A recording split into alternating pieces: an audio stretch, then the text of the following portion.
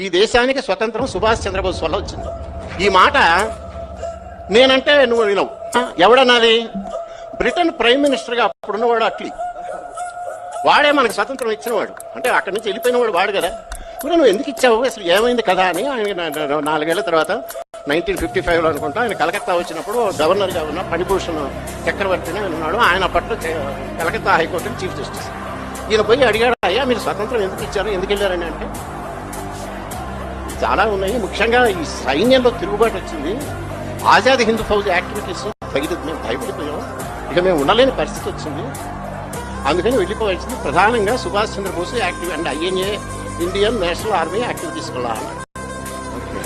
ఆయన రెండో క్వశ్చన్ అడిగాడు, మరి Gandhi what is the impact of Gandhi అన్నాడు. ఈయన బ్రిటిష్ ప్రైమ్ మినిస్టర్ గారు అన్నాడు, ఒక వెటకారంగా నవ్వి మినిమల్ అన్నాడు.